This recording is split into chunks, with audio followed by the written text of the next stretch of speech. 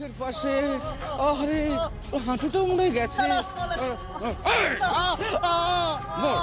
বল বল রক্তের কথা রেখে বল বল। আমি জানি না, সত্যি জানি না।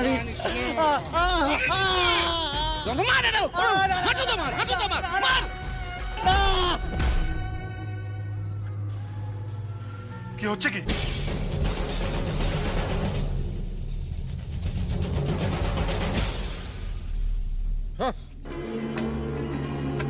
আমার ছেলেরা ওরা ধরে এনেছে। কিছু বলেছে রত্না কোথায় আছে? এখনো কিছু বলেনি, ও বলবে। পেটে ওষুধ পড়লেই বলবে। কি রে গায়ে জন্যে দাঁড়িয়ে আছিস কেন? মাথাটা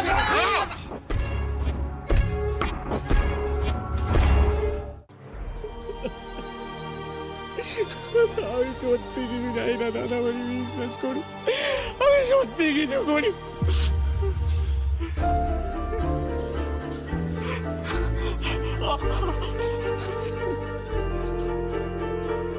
তুই কি করছিস সে শোন? দাঁড়াও সোজা হয়ে। রত্না কোথায় রমজান? জানি না সত্যি দাদা, আমি তোমার পা ছুঁয়ে বলছি, বিশ্বাস করো। ছাড়ো রত্না, ছাড়ো। রত্না কোথায় বলে দাও। দেখো না, রত্নাকে তোমরা কি করেছিলে মনে আছে তো?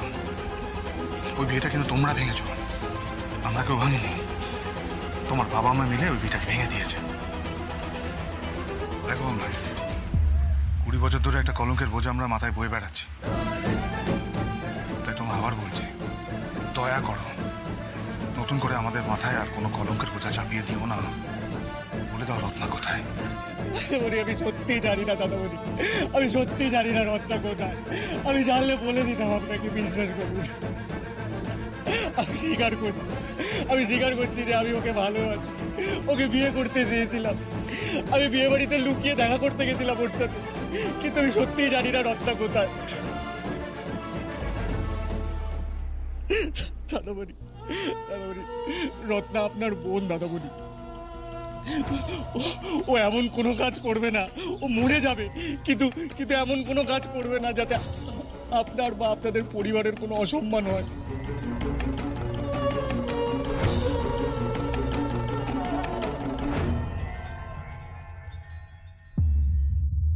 ওঠো আমরা।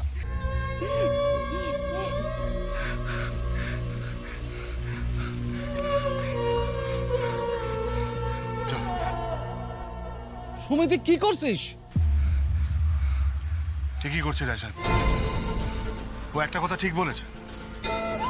রত্না আজ যাই করবে, আমাদের বাড়ির মাথায় অসম্মান চাপিয়ে দিতে পারবে না।